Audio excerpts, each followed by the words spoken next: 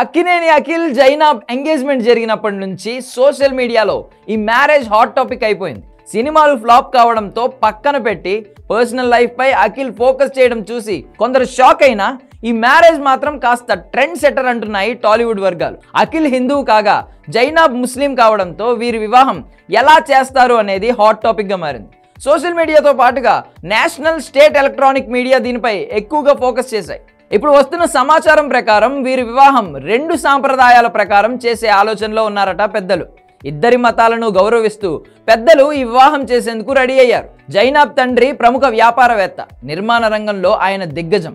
ఇక నాగార్జున కూడా సినిమాల సంగతి పక్కన పెడితే వ్యాపార రంగంలో కూడా దిగ్గజంగానే ఉన్నారు. దీంతో ఈ వివాహం విషయంలో కాస్త స్పెషల్ గా ఆలోచిస్తున్నారని టాక్ వినిపిస్తోంది. జైనాబ్ ఫ్యామిలీకి మిడిల్ ఈస్ట్ లో వ్యాపారాలు ఎక్కువగా ఉన్నాయి. దుబాయ్ రాజులతో కూడా వాళ్ళు వ్యాపారాలు చేస్తూ ఉంటారు. అందుకే అప్పట్లో ఏపీ మాజీ సీఎం వైఎస్ జగన్ ఆయన్ను మిడిల్ ఈస్ట్ కు సలహాదారుడిగా ప్రకటించారు.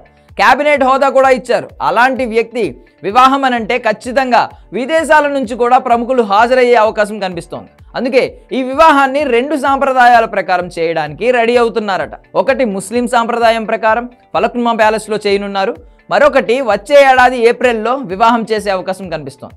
అందుకే ఈ వివాహాన్ని 2 సాంప్రదాయాల ప్రకారం చేయడానికి రెడీ అవుతున్నారట. ఒకటి ముస్లిం సాంప్రదాయం ప్రకారం ఫలక్నుమా ప్యాలెస్ లో చేయనున్నారు. వచ్చే ఏడాది ఏప్రిల్లో వివాహం చేసే అవకాశం ఉంది.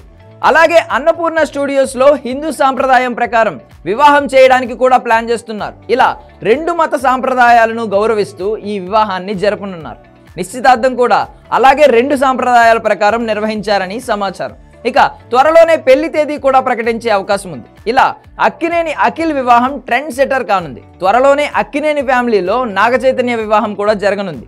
ఈ వివాహాన్ని అన్నపూర్ణ స్టూడియోస్ లో అతి కొద్ది మంది సన్నిహితులతో నిర్వహిస్తున్నారు. కేవలం 300 మంది మాత్రమే ఈ వివాహానికి హాజరు కానున్నారు.